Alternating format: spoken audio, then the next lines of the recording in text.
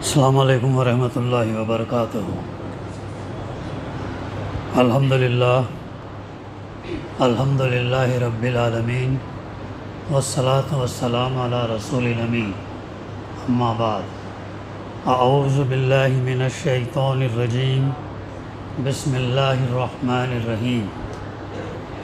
یا ایہا الذین آمنوا کتب علیکم الصیام کما کتب علی الذین من قبلکم لعلکم تتقون، ایاما معدودات، فمن کان منکم مریضا او علی سفر فعدۃ من ایام اخر، وعلی الذین یطیقونہ فدیۃ طعام مسکین، فمن تطوع خیرا فہو خیر لہ، وان تصوموا خیر لکم ان کنتم تعلمون۔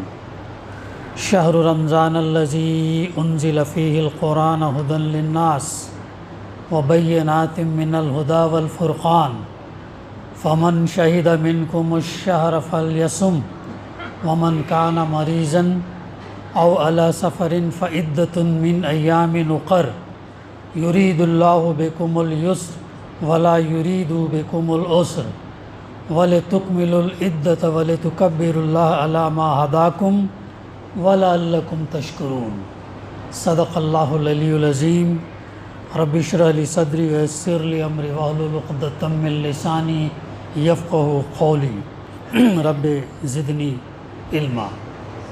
محترم بزرگوں، نوجوانوں، دوستوں، دینی بھائیوں، جیسا کہ ہم تمام جانتے ہیں، چند دن کے اندر انشاءاللہ ماہ رمضان کا مہینہ شروع ہونے والا ہے، اور ہم یہ بھی جانتے ہیں کہ دین اسلام کے 5 ستون ہیں، 5 ارکان ہیں: کلمہ توحید، نماز، روزہ، زکوٰۃ اور حج۔ روزہ بڑا اہم دین کا ستون ہے۔ روزے کے معنی یہ ہوتے ہیں کہ رکنے کے، بھوک سے، پیاس سے، جنسی خواہشات سے اور تمام برے اعمال، برے چیزوں سے رکنے کے ہوتے ہیں۔ اور یہ اللہ سبحانہ و تعالیٰ نے، جیسے ابھی میں نے آپ کے سامنے تلاوت کیا، ایمان والوں سے اللہ تعالیٰ مخاطب ہے اور ان سے فرما رہا ہے۔ صحابہ کرام جب بھی یہ سنتے کہ قرآن مجید کے اندر یا ایھا الذین آمنوا، اے لوگو جو ایمان لائے ہو، تو اپنے آپ کو بڑی خوش قسمتی سمجھتے تھے، کیونکہ اللہ ان سے خطاب کر رہا ہے، ایمان والوں سے خطاب کر رہا ہے۔ پھر اس کے آگے کے حکم کی بہت سختی سے تعمیل کرتے تھے۔ تو ایمان والوں سے اللہ سبحانہ وتعالیٰ فرما رہا ہے کہ تم پر روزے فرض کیے گئے، جیسے کہ تم سے پہلے لوگوں پر فرض کیے گئے تھے۔ پہلی امتوں پر بھی روزے جو ہے فرض کیے گئے تھے، شاید کہ تمہارے اندر اس کا مقصد بتایا گیا کہ ڈر اور پرہیزگاری پیدا ہو، شاید کہ تمہارے اندر تقویٰ پیدا ہو۔ گویا یہ بات ہمارے سمجھ میں آتی کہ روزے کا مقصد اللہ سبحانہ و تعالیٰ نے یہ بتایا ہے کہ ہمارے اندر تقویٰ پیدا ہو۔ تقویٰ خوف خدا، بچنے کا نام، اور اللہ سے امید بھی رکھنے کا نام۔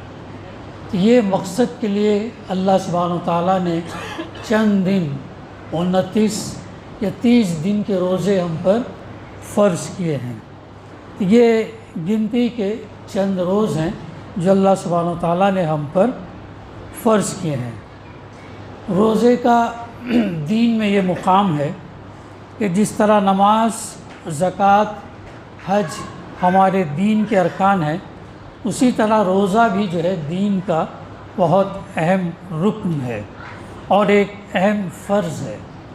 حدیث میں آتا ہے کہ جس شخص نے رمضان کے روزے ایمان اور احتساب کے ساتھ رکھے، ایمان اور احتساب یعنی اپنا احتساب جائزہ شعوری طور پر اگر رکھے تو اس کے پچھلے گناہ معاف کر دیے گئے۔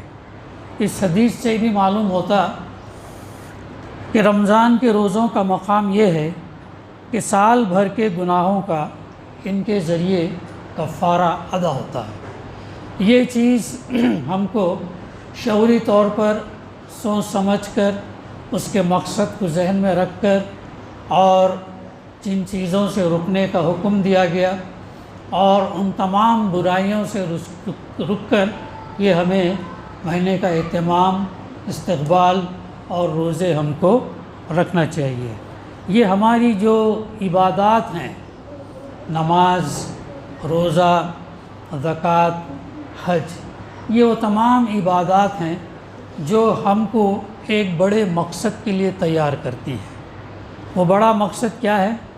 جو اللہ سبحانہ و تعالیٰ نے قرآن مجید میں سورہ ذاریات کے اندر فرمایا، وَمَنْ خَلَقْتُ الْجِنَّ وَالْإِنسَ إِلَّا لِيَعْبُدُونَ، اور ہم نے جن اور انسان کو صرف اس غرض کے لیے پیدا کیا کہ وہ میری بندگی کریں، وہ میری اطاعت اور فرما برداری کریں۔ میرا اور ہم تمام کا زندگی کا مقصد یہ ہے کہ ہماری پوری زندگی اللہ کی عبادت، اس کی فرما برداری، اس کی اطاعت، اس کی شکر گزاری، اس کی غلامی میں آ جائے۔ یہ اس چیز کے لیے کہ نماز ہم کو تیار کرتی ہے، 5 دفعہ ہم کو دن میں ریمائنڈ کرتی ہے اللہ کی کبریائی، اللہ کی بڑائی، تقریباً اللہ اکبر ہم 240 سے 250 مرتبہ سنتے ہیں۔ یعنی یہ ہمیں بٹھایا جا رہا ہے ذہن میں کہ صرف اور صرف اللہ سبحانہ وتعالیٰ بڑا ہے، مسجد کی حد تک نہیں، مسجد سے باہر بھی، معاشرے کے اندر بھی اللہ سبحانہ وتعالیٰ ہی جو ہے بڑا ہے۔ پھر سورہ فاتحہ کے اندر ہم پڑھتے ہیں اہدنا الصراط المستقیم، اس سے پہلے تیری ہی بندگی کرتے ہیں، تیری ہی اطاعت کرتے ہیں، تجھی سے مدد طلب کرتے ہیں، اور پھر ہم اس سے کیا مدد طلب کر رہے ہیں؟ ہم اہدنا الصراط المستقیم اللہ سے طلب کر رہے ہیں۔ یہ اہدنا الصراط المستقیم عزیز ساتھیو، یہ بہت اہم دعا ہے۔ ہماری زندگی کا جس مقصد کے لیے ہم کو پیدا کیا گیا، جس مقصد کے لیے اللہ تعالیٰ نے ہم کو اس دنیا میں ہم کو بھیجا، وہ ہمیں اس کی بندگی، اطاعت، فرما برداری، اور اس چیز کے لیے ضروری ہے کہ ہم اہدنا الصراط المستقیم پر چلیں۔ بار بار ہم دن میں فرض نمازوں میں 17 مرتبہ، اور اگر سنت نوافل اگر ہم ملا کر دیکھیں تو کم سے کم 40 مرتبہ ہم اللہ کے حضور قبلے کی طرف منہ رخ کر ہم کہتے ہیں کہ اہدنا الصراط المستقیم، اے اللہ تو ہمیں سیدھا راستہ دکھا، ان لوگوں کا راستہ جن پر تیرا انعام ہے، نہ کہ ان لوگوں کا جو معتوب ہے، جو راہ سے بھٹکے ہوئے۔ تو یہ ہمیں شعوری طور پر ادا کرنا ہے۔ گویا ہم کو مسلمان جب ہونا ہے تو شعوری طور پر ہم کو مسلمان، کانشیسلی، جانتے بوجھتے ہوئے، یہ نہیں کہ صرف رسم و رواج کے اس سے، یا یہ کہ ہم مسلمان محلے میں رہتے ہیں، مسجد ہماری قریب ہے، ہم یہ ارکان ادا کر لیں، ایسا ہمارا یہ نہیں ہے۔ ہم شعوری طور پر ہم مسلمان، سوچ سمجھ کر ہم مسلمان۔ ہم نماز پڑھ رہے تو ہم کیا پڑھ رہے ہیں نماز کے اندر؟ نماز میں ہم کس کے سامنے کھڑے ہیں، اور نماز سے ہم کو کیا حاصل ہونے والا ہے؟ اور یہ بار بار عملی اظہار ہمارا ایمان کا اللہ تعالیٰ دن میں 5 دفعہ کروا رہا ہے۔ ہمارا عملی اظہار ہے، نماز ایک فزیکل اظہار ہے کہ جس سے ہم یہ ثبوت دیتے ہیں کہ ہم اللہ کی بندگی کر رہے ہیں، اللہ کی اطاعت اور فرما برداری کر رہے ہیں۔ تو اسی طریقے سے ہر عبادات ہیں۔ زکوٰۃ کے اندر وہ بھی اجتماعی نظام، آپ کا پسندیدہ مال جو اللہ نے آپ کو دیا ہے، ہم نے جو تم کو مال دیا ہے اس میں سے خرچ کرو، اللہ کہتا ہے۔ تو ہمارا خود کا کوئی یہ نہیں ہے، کرشمہ یا ہماری محنت یا ہماری ذہانت یا ہمارا علم یا یہ کچھ نہیں، بلکہ اللہ سبحانہ و تعالیٰ اپنے علم اور حکمت کی بنیاد پر انسانوں کے اندر یہ مال کی تقسیم کیا ہے، کسی کو کم دے کر آزما رہا ہے اور کسی کو زیادہ دے کر آزما رہا ہے۔ یہ آزمائش اور امتحان مسلسل ہمارے ساتھ لگا ہوا ہے۔ تو یہ عبادات کا مقصد بہت اہم ہے۔ ہم شعوری طور پر اگر ہم یہ کریں گے تو ظاہر ہے پھر ہم اللہ کا قرب، پھر اللہ سے محبت اور شوق سے ہم ان عبادات کو ادا کریں گے، زبردستی یا والدین کے کہنے پر، رشتہ دار کے کہنے پر، یا دوست احباب کے یا کسی جماعت کے کہنے پر نہیں، بلکہ ہم شعوری طور پر ان چیزوں کو جو ہے ادا کرنا ہے۔ کہ روزے کے اندر اللہ سبحانہ و تعالیٰ یہ جو فرماتا ہے کہ ہم نے اس کا مقصد اللہ تعالیٰ بتایا لعلکم تتقون، شاید کہ تمہارے اندر تقوی پیدا ہو۔ اسی طریقے سے ہم بارہا قرآن مجید کے اندر سنتے ہیں لعلکم تفلحون، شاید کہ تم کامیاب ہو جاؤ۔ شاید لگایا اللہ تعالیٰ، گارنٹی کے ساتھ نہیں کہا، اور یہ بھی گارنٹی کے ساتھ نہیں کہا کہ تم اگر یہ عبادات کریں گے، یہ روزے پورے مہینے کے اگر تم رہیں گے تو گارنٹی نہیں کہ تمہارے اندر تقوی آ جائے، بلکہ شاید کا لفظ اللہ تعالیٰ نے استعمال کیا ہے۔ تو اس پر ہمیں زیادہ غور کرنا چاہیے۔ پہلے بھی میں اس ضمن میں باتیں عرض کر چکا ہوں، شاید بہت اہم ہے۔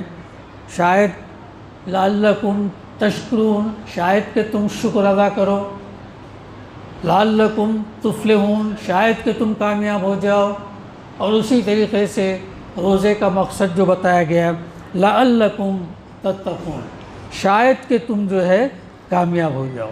اب ہم یہ بھی بارہا ہمارے درس و تدریس کے اندر، جمعہ کے بیانات کے اندر تقوی یہ لفظ بھی بار بار ہم سنتے ہیں۔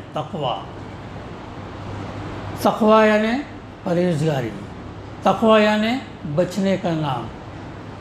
تقوی اس کے اندر اللہ سے امید بھی ہے، اور اللہ سبحانہ و تعالیٰ کی نافرمانی، گناہوں سے اور عذاب سے بچنے کا نام بھی ہے۔ اور یہ اللہ تعالیٰ چاہتا ہے ان 30 دنوں کی بھوک پیاس، جنسی خواہش اور برائیوں سے تم کو بچا کر تمہارے اندر تقوی پیدا کرے، تمہارے اندر پرہیزگاری پیدا کرے۔ ہر سال یہ 1 مہینے کے روزے آتے ہیں۔ یہ 1 مہینے کے روزے اس لیے بھی آتے ہیں کہ باقی کے 11 مہینوں کے اندر جو تقوی، جو عبادات کے ذریعے سے ہم نے اپنے ایمان کے اندر اضافہ کیا ہے، وہ باقی 11 مہینے کے اندر بھی رہے، اور جو بار بار اہدنا الصراط المستقیم کا اعادہ ہم کرتے ہیں، اس اہدنا الصراط المستقیم پر ہماری باقی زندگی بھی گزرے۔ تو یہ چیز ہے تقوی۔ اللہ کے رسول صلی اللہ علیہ وسلم نے بارہا 3 مرتبہ اپنے قلب کے پاس ہاتھ رکھ کر فرمایا تقوی ہاں ہونا۔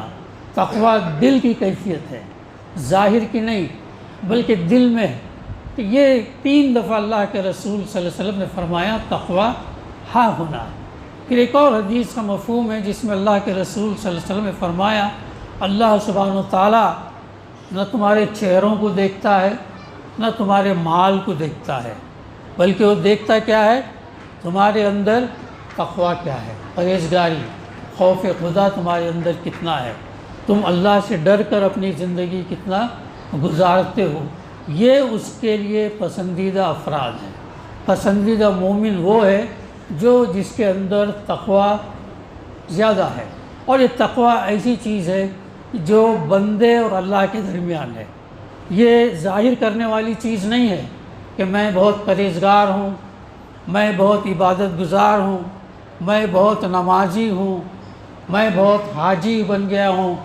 نو، تمہارا میرا اللہ کے درمیان، دوسروں کو اظہار کرنے کی ضرورت ہی نہیں ہے، بلکہ ہر نیکی کے معاملے میں بھی ہم جو بھی نیکی کریں اللہ کی رضا کے لیے کریں، اللہ کی خوشنودی کے لیے کریں، اور اللہ اور بندے کے درمیان رہے معاملہ۔ دنیا کو بتانے کی ضرورت نہیں ہے، دنیا کو کہنے کی ضرورت نہیں کہ میں ایسا کیا، میں ویسا کیسا کیا۔ اگر اللہ چاہے گا تو اظہار کرائے گا، اللہ چاہے گا تو اظہار کرائے گا۔ اگر نہیں تو تمہارے اور اللہ کے درمیان ہے۔ تو روزے کا معاملہ بھی ایسا ہی ہے، روزے کا اجر بھی اللہ تعالیٰ بندے اور اپنے درمیان رکھا، کس نیت سے اس نے روزہ رکھا، کیسی تکلیفوں میں اس نے روزہ رکھا، کیسی محنت مزدوری کرتے ہوئے اس نے روزہ رکھا، تو اللہ تعالیٰ اس کا اجر دے گا۔ تو عزیز ساتھیو، یہ میرے اور ہمارے لیے ضروری ہے کہ تقویٰ کی مقصد کی غرض کے لیے ہمیں رمضان کے روزے رکھنا چاہیے، ایمان اور احتساب کے ساتھ رکھنا چاہیے۔ اور پھر ہم یہ دیکھتے ہیں کہ عمر فاروق رضی اللہ عنہ کعب بن مالک رضی اللہ سے پوچھا تقویٰ کیا ہے، تقویٰ یہ پرہیزگاری کیا ہے؟ تو کعب بن مالک رضی اللہ نے فرمایا کہ اے امیر المومنین، اگر ہم ایک تاریک رات میں، اندھیری رات میں ایک پگڈنڈی سے ہمارا گزر ہو جس کے دونوں بازو کانٹے دار جھاڑی ہو، تو ہم اپنا گزر کیسے کریں گے؟ تو ہم اپنے دامن کو بچاتے ہوئے گزریں گے، کانٹوں میں کہیں ہمارے کپڑے الجھ نہ جائے اور پھر ہم اپنا وقت اس میں یہ نہ کریں۔ تو ایسے ہی ہماری جو زندگی ہے، یہ زندگی جو ہمیں گزارنا ہے اہدنا الصراط المستقیم پر، اور اس اہدنا الصراط المستقیم پر چلتے ہوئے ہمارے لیے بہت سارے برائیاں آئیں گے، بہت سارے ایسے گناہ کے راستے آئیں گے، بہت سارے ایسے خواہشات نفس کے ذریعے سے ہم اس سے ہٹ سکتے ہیں۔ تو ان تمام سے ہم کو بچتے ہوئے ہم کو اس دنیا سے گزرنا ہے۔ تو یہ دراصل تقویٰ ہے ہماری زندگی کے اندر جو آنا چاہیے۔ اور یہ تقویٰ کا جو لعلکم تعقلون، لعلکم تتقون جو شاید کہ ہمارے اندر یہ چیز آئے، تو اس کے 3 وجوہات مفسرین نے دی ہیں کہ اللہ سبحانہ وتعالیٰ نے یہاں پر لعلکم کیوں کہا، ایسا کیوں نہیں کہا کہ تم یہ روزے رکھ لو گے تو تمہارے اندر وہ چیز آ جائے گی، ایسا کیوں نہیں کہا؟ وہ ایسا اس لیے نہیں کہا کہ اس کی ایک وجہ تو یہ ہے کہ اللہ سبحانہ وتعالیٰ ہی ہے جو ہماری عبادات کے اندر، ہماری عبادت کے اندر، ہمارے اعمال کے اندر تاثیر پیدا کرتا ہے۔ اللہ کی توفیق، اللہ کی تائید، اللہ کی رضا جب ہوں گی تو ہمارے عبادت اور عمل کے اندر تاثیر پیدا ہوگی، ورنہ اگر یہ تاثیر نہ ہو تو پھر ایک فزیکل ایکسرسائز ہوگا، تو اس کے لیے دعا کرتے رہنا چاہیے۔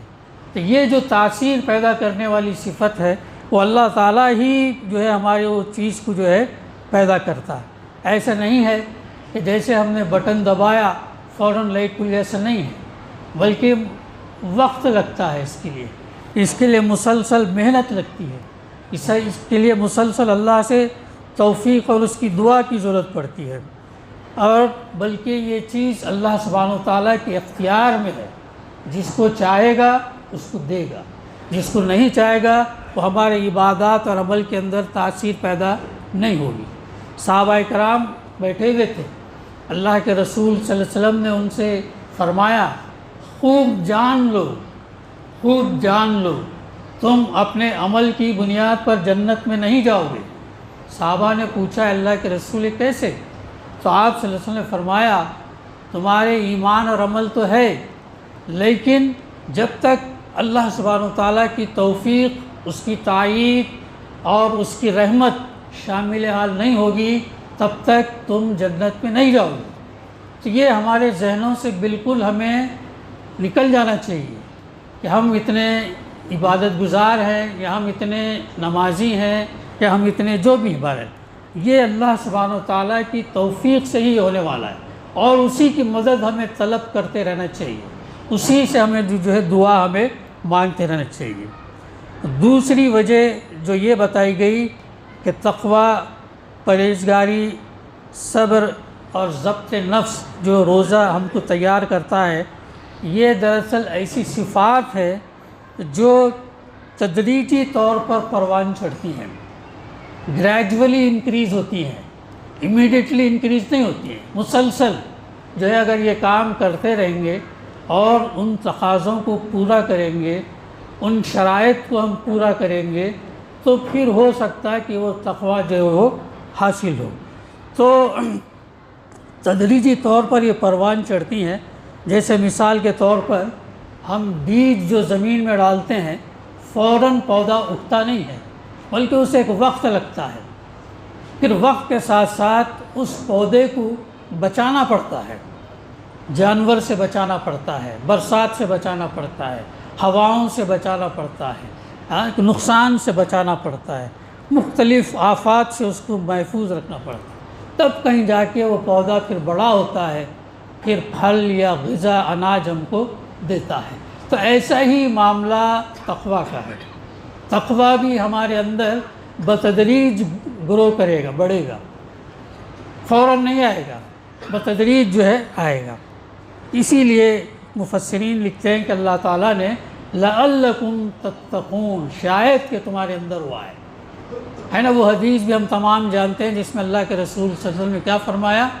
بہت سارے روزے دار ایسے ہیں جنہیں بھوک اور پیاس کے علاوہ کوئی چیز ان کو حاصل نہیں ہوتی ہے. ایسا نہ ہو ہمارے ساتھ. صرف روزہ بھوک سے، پیاس سے، جنسی خواہش سے بچنے کا نام نہیں، بلکہ روزے کے اندر ہماری زبان کا استعمال، ہمارے آنکھوں کا استعمال، ہمارے کان سے سننے کے باتیں، اور دل کی جو بیماریاں ہیں، غیبت، کینہ، کپٹ، حسد، ان تمام چیزوں کو بھی ہمیں صاف کرنا ہے، ان تمام چیزوں کو بھی ہٹانا ہے، ان تمام چیزوں سے بچنا ہے.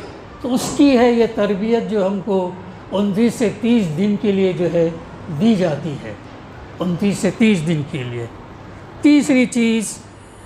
تیسری وجہ یہ کہ پھر انسان کی نیت، خلوص اور ہماری للہیت، اللہ کے لیے ہم جو کر رہے ہیں اس کے اوپر ہمارے عمل اور ہمارے جذبات جتنا پاک ہوں گے اور اللہ کے لیے ہوں گے، تب کہیں جا کے جو ہے وہ اس کا اثر ہوگا. اور اسی لیے اللہ تعالیٰ نے اس کی آیت کے اندر لعلکم تتقون فرمایا. عزیز ساتھیو، مجھے اور ہم تمام کو کوشش کرنا ہے کہ ابھی جو ہمارے سامنے رمضان کا جو مہینہ آنے والا ہے، اس مہینے کا صحیح ہم استفادہ کریں، صحیح فائدہ اٹھائیں.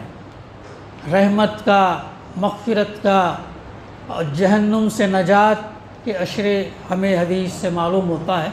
حالانکہ بعض کے نزدیک وہ حدیث ضعیف ہے، لیکن پھر بھی جو ہے یہ چیز اس کے اندر شامل حال ہے. تو رمضان کو ہم اپنے ایمان اور احتساب کے ساتھ اس کو یہ کریں، اور کوشش ہم یہ کریں کہ ان تمام برائیوں سے بچے، تاکہ تقوی کی جو بات اللہ تعالیٰ اس آیت کے اندر فرمایا یہ ہمارے اندر آئے.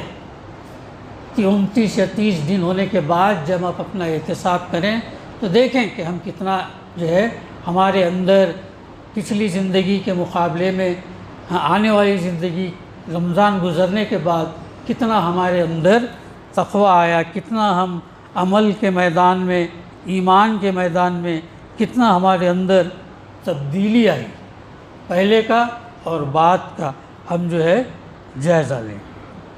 پھر دوسری اہم بات یہ بھی ہم بارہا سنتے ہیں کہ رمضان وہ مہینہ ہے، شہر رمضان الذی انزل فیہ القرآن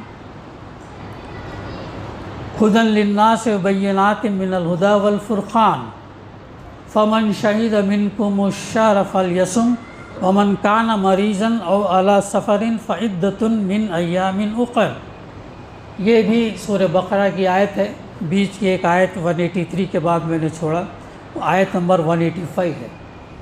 4 آیتیں ہیں رمضان روزے کے متعلق. 30 دن کی جو ہماری عبادت ہے قرآن مجید کے اندر 6666 آیتیں ہیں. آپ دیکھیے، غور کرنے کی بات ہے، عبادات کے متعلق کتنے کم ہیں، تو باقی آیتیں کس بات کی طرف ہم کو رہنمائی کرتی ہیں؟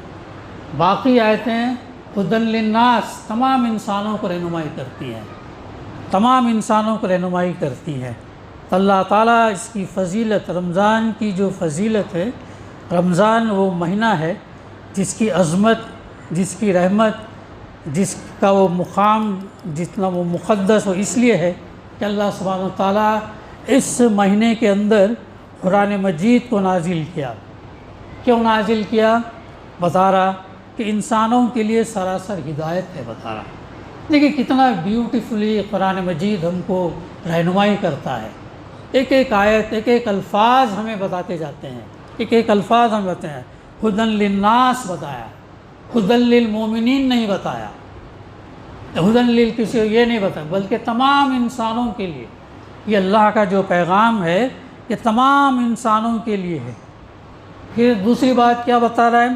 سراسر ہدایت ہے، سراسر کلیئر کٹ گائیڈ لائن ہے، کلیئر کٹ رہنمائی ہے، کوئی کمپلیکیشنز، کوئی اشکال، کوئی تذبذب اس کے اندر، کوئی ایسی بات سمجھنے میں آنے والی ایسی نہیں ہے۔ ڈاکٹر اسرار احمد صاحب جو اپنی ایک تقریر میں نے سنا تھا، وہ بارہا تذکرہ کرتے ہیں کہ قرآن مجید کے تعلق سے صحابہ کرام رضی اللہ نے صرف 12 سوال کیے، 12 سے زیادہ سوال نہیں کیے۔ یعنی کہنے کا یہ کہ یہ اتنی کلیئرٹی ہے اس کے اندر، یہ ہماری بدنصیبی ہے کہ ہم عربی زبان کو نہیں سمجھتے۔ دوسرے زبانیں ہم سیکھ لیتے ہیں، بچپن سے کوئی پیدا ہو کر زبان سیکھ کر نہیں آتا، انگریزی سیکھ لیتے ہیں، ہندی سیکھ لیتے ہیں، مراٹھی سیکھ لیتے ہیں، اور پتہ نہیں دوسرے اسٹیٹس کے اندر جو زبانیں ہیں، کنڑ سیکھ لیتے ہیں، تیلگو سیکھ لیتے ہیں، ملیالم، تمل، یہ تمام سیکھ لیتے ہیں، لیکن سیکھتے اگر نہیں ہیں تو عربی نہیں سیکھتے ہیں۔ حالانکہ اتنا ضروری ہے، آخرت کی کامیابی کا دار و مدار ہمارے ایمان اور عمل پر ہے، اور جس کا ذریعہ اللہ کی کتاب ہے، جس کا ذریعہ اللہ کے رسول صلی اللہ علیہ وسلم کی تعلیمات ہیں، یہ ہم نہیں سیکھتے۔ ابھی میں عمرہ گیا تھا، حالانکہ 1999 میں بھی گیا تھا، تو وہاں پر میں نے محسوس کیا اکثریت عربی زبان میں بات چیت کر رہی ہے، اکثریت، صرف سعودی سٹیزن نہیں بلکہ دوسرے ممالک سے جو آئے ہوئے لوگ ہیں، پتہ نہیں زیادہ تو ترکی کے لوگ تھے، ازبکستان، انڈونیشیا، مختلف دنیا بھر کے ممالک، دنیا بھر کے مختلف ممالکوں کے لوگ تھے، اور اکثر میں نے سنا لوگوں سے عربی ہی بات کر رہے ہیں۔ اس وقت مجھے بہت احساس ہوا، یعنی کتنی محرومی ہے کہ ہم ان سے کمیونیکیٹ بھی نہیں کر رہے ہیں۔ وہاں کی پولیس بھی جب ہم ان سے ایک چیز میں ان سے یہ کہنا چاہا کہ بہت سارے ابھی قوانین جو ہے وہ لوگ فلاں گیٹ بند، ریاض الجنہ کے اندر آپ کو ایپ کے ذریعے سے جانا ہے، حتیم کے اندر پڑھنا ہے تو وہ بھی بند رکھتے ہیں، اس کے لیے بھی خواتین کے لیے بہت دشواری آتی ہے، ان کو نمبر ملتا نہیں ہے، تو بہت سارے ایسے ہیں۔ تو میں ایک بات ان سے کہنا چاہ رہا تھا، اس ایک عربی پولیس افسر سے، کہ دیکھو ہم اتنے بڑے، اتنے دور دراز سے لوگ آتے ہیں دنیا کے، لاکھوں روپیہ خرچ کر کے آتے ہیں، اپنا وقت لگاتے ہیں، اپنی نوکریوں سے چھٹی لے کر آتے ہیں، اپنے کاروبار کو بند کر کر آتے ہیں، اور اگر تم لوگ ایسے کنڈیشنز اگر لگائیں گے، اگر ایسے ان کو مشکلات اگر ہوں گے تو یہاں سے کیا پیغام لے کر جائیں گے؟ کیوں تم ان کو آسانی پیدا نہیں کرنا چاہتے؟ میں یہ اسے کہنا چاہ رہا تھا، انگلش میں کہنا چاہ رہا تھا، عربی بولا، معافی بول کے اس نے یہ کر دیا۔ تو مجھے جب احساس ہوا کہ عربی، اور وہاں پہ آپ لوگ بھی جب انشاءاللہ جائیں گے تو محسوس کریں گے کہ عربی کتنا کامن ہے، لیکن یہ جو ہمارا خطہ ہے، پاکستان، ہندوستان، بنگلہ دیش یا سری لنکا وغیرہ کے یہ جو خطہ ہے، عربی سے اتنا نابلد ہے، اتنا ہم جانتے بھی نہیں، یہاں تک کہ ہم قرآن مجید کو سمجھ کر پڑھنا ضروری بھی نہیں سمجھتے ہیں۔ اتنی ہماری غفلت ہے، اتنی ہماری کمزوری ہے، اتنا ہمارا اس مقصد کو نہیں سمجھنا ہے۔ اور کتنی بہترین زبان ہے، کتنی بہترین زبان ہے۔ سعودی ایئر لائن کے پلین میں بیٹھنے کے بعد ہی عربی اعلان جو ہوا، اس سے اندازہ کتنا میٹھی زبان، کتنا فلوئنسی، حالانکہ انگریزی میں بھی وہ لوگ یہ بولتے، فرینچ میں بھی بات یہ کرتے، لیکن عربی کی بات نہیں آئی۔ اتنا میٹھا، اتنا پیارے انداز میں اعلانات لگ رہے تھے، کتنی ایسی زبان ہے یہ، لیکن ہم غافل ہیں عزیز ساتھیو، ہم اس کی اہمیت کو نہیں سمجھ رہے ہیں۔ اگر ہم ٹھیک ہے بول چال کی حد تک نہ صحیح، لیکن کم سے کم اس بڑے پیغام اللہ سبحانہ و تعالیٰ جو ہم سے کہنا چاہ رہا ہے وہ کیا کہنا چاہ رہے ہیں وہ تو ہم سمجھیں۔ ایسا کہ جب ہم یہ زبانیں سیکھ سکتے ہیں، مراٹھی سیکھ سکتے ہیں، کنڑ سیکھ سکتے ہیں، کنڑ مجھے آتی ہے، کنڑ سیکھ سکتے ہیں، ہندی سیکھ سکتے ہیں۔ ساؤتھ کے اسٹیٹس والوں کو ہندی کا بڑا مسئلہ رہتا ہے، لیکن سیکھتے ہیں، نیشنل لینگویج ہے کر کے۔ یہ تو ہماری آخرت کی لینگویج ہے یہ۔ اور سب سے بڑا نقصان جو ہم کو ہوا ہے یہ عربی نہیں آنے کی وجہ سے، عربی بول چال نہیں آنے۔ اگر یہ ہم سمجھے ہوتے، عربی کو اگر ہم سمجھے ہوتے تو قرآن مجید ہمارا سمجھنا آسان ہوتا ہے۔ اللہ کا جو پیغام تمام انسانوں کے لیے اللہ تعالیٰ کہہ رہا ہے، تمام انسانوں کے لیے کیا کہ ہدایت ہے، گائیڈ لائن ہے، گائیڈنس ہے، رہنمائی ہے، اس کی دعا ہم کرتے ہیں۔ اے اللہ تو جس ہدایت ہم کو دے، ہدایت پر ہمیں قائم رکھ کر کے ہم کرتے ہیں۔ تو عزیز ساتھیو، یہ جو قرآن کا جو پیغام ہے ہم کوشش کریں۔ الحمدللہ اس مسجد میں ہمارے پاس ایک عالم دین پڑھا رہے ہیں، تقریباً 4 بیچز چل رہی ہیں، کم زیادہ ہوتے رہتے ہیں، لیکن اس وقت نکالیے۔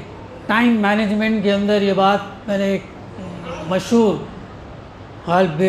بزنس مین یا ایک بہت بڑے بلینئر سے میں نے بات پڑھی، میں نے اس کے تعلق سے، تو اس نے کہا کہ آدمی جو کہتا ہے میں بزی ہوں، اس کا مطلب یہ ہے اس وقت نہیں ہے، اس کا مطلب یہ ہے کہ وہ صحیح ٹائم مینیج نہیں کر رہا ہے۔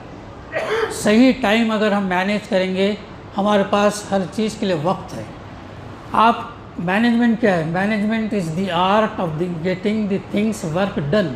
صحیح طریقے سے آپ کو اس کا نظم کرنا ہے، وقت کا بھی صحیح نظم کریں۔ اس وقت کے اندر آپ جو ہے کچھ وقت نکالیں عربی سیکھنے کے لیے، قرآن مجید کو سمجھ کر پڑھنے کے لیے۔ 1440 منٹ ہے ہمارے پاس دن کے اندر، ایک دن کے اندر ہم اس کا جائزہ لیں، ہم کتنا وقت اس صحیح استعمال کرتے ہیں، کتنا وقت کس کام میں لگاتے ہیں، کتنا وقت ہم ویسٹ کرتے ہیں، ہم جائزہ لیں۔ کیا آدھا گھنٹہ، 20 منٹ، 25 منٹ ہم نہیں نکال سکتے اس کلام کے اوپر جس کا دار و مدار ہمارے ایمان اور عمل پر ہے، اور وہ ایمان عمل ہم کو جنت جہنم میں لے جانے والا؟ کیا ہم اس کو یہ نہیں کر سکتے ہیں؟ کوئی مشکل نہیں ہے۔ آپ ڈیلی اگر پابندی سے اگر نکالیں گے تو آسانی کے ساتھ ہو جائے گا۔ میری الحمدللہ کہنے کی بات نہیں ہے، پوری تعلیم انگلش میڈیم سے ہوئی ہے، پوری تعلیم اردو میں بعد میں سیکھا ہوں، اور میں نے اپنا معمول بنا لیا، روزانہ کم سے کم 4 سے 3 آیات ڈیلی پڑھنا ہے، ترجمے سے بھی پڑھنا ہے، تفسیر سے بھی پڑھنا ہے۔ 4 سے 5 سال لگے۔ 1989 میں نے شروع کیا تھا قرآن مجید تفہیم پڑھنا، اور تقریباً 97 میں جا کے پورے یہ ختم ہوئے۔ 1-2 سال کا بریک رہا بیماری کی وجہ سے، لیکن مسلسل پڑھتے رہنے سے، پڑھیں گے اگر آپ 3 آیت، 2 آیت، 4 آیت، ترجمہ بھی دیکھیں، تفسیر بھی دیکھیں کہ کیا مفسر نے لکھا ہے، وقت ملے تو دوسرے اس کا بھی دیکھیں۔ کیا ہم اتنا 20 منٹ 25 منٹ نہیں نکال سکتے ہیں؟ اللہ تعالیٰ بار بار ہم کو اس کی طرف یہ کرتا ہے، تو یہ کوئی مشکل کام نہیں ہے، صرف اپلیکیشن کا کام ہے، کمٹمنٹ کا کام ہے، طے کرنا ہے، آمادگی کا کام ہے، ول پاور کا کام۔ آپ طے کر لیں گے تو انشاءاللہ کوئی جو ہے مشکل نہیں۔ 2 مقامات پر اور تذکرہ کر کے میں اپنی بات ختم کرتا ہوں۔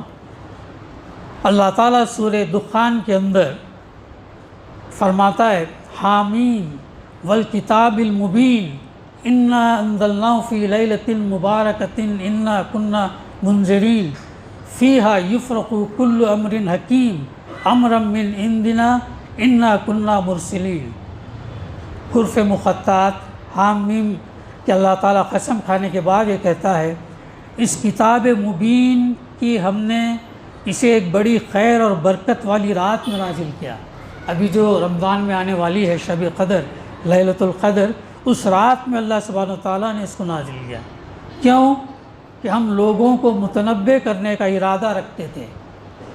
یہ وہ رات تھی جس میں ہر معاملے کا حکیمانہ فیصلہ، قدر والی رات، فیصلے والی رات، حکیمانہ فیصلہ ہمارے حکم سے صادر کیا جاتا ہے۔ ہم ایک رسول بھیجنے والے تھے، ہم ایک رسول بھیجنے والے نمونے کے طور پر، جس نے قرآن کو عمل کر کے بتایا۔ پھر تیسری جگہ اِنَّا أَنزَلْنَاهُ فِي لَيْلَةِ الْقَدْرِ وَمَا أَدْرَاكَ مَا لَيْلَةُ الْقَدْرِ لَيْلَةُ الْقَدْرِ خَيْرٌ مِّنْ أَلْفِ شَهْرٍ۔ ہم نے اس قرآن کو شب قدر میں نازل کیا، اللہ تعالیٰ نے قرآن مجید کو شب قدر میں نازل کیا۔ تم کیا جانو کہ شب قدر کیا ہے؟ اللہ تعالیٰ سوال کر رہا ہے، پھر جواب بھی اللہ تعالیٰ اسی کا دے رہا ہے۔ شب قدر 1000 مہینوں سے زیادہ بہتر ہے۔ یہ تینوں آیتیں جو ہے قرآن کے نازل ہونے کی ابتدا اور تاریخ کو جو ہے بیان کرتی ہیں۔ روزہ اور قرآن دونوں قیامت کے دن جو ہے مومن بندے کی سفارش کریں گے۔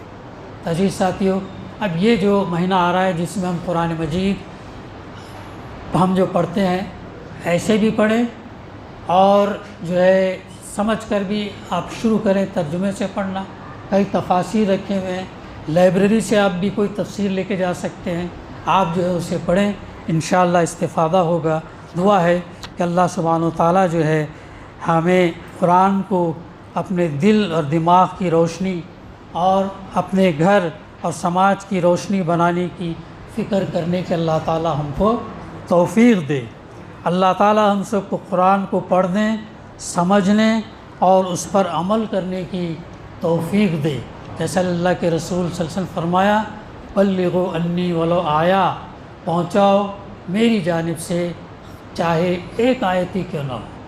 اگر اس کے ذریعے سے ایک انسان بھی راہ راست پر آ جائے تو یہ تمہارے لیے 100 سرخ اونٹ سے بہتر ہے۔ وآخر دعوانا ان الحمد للہ رب العالمین۔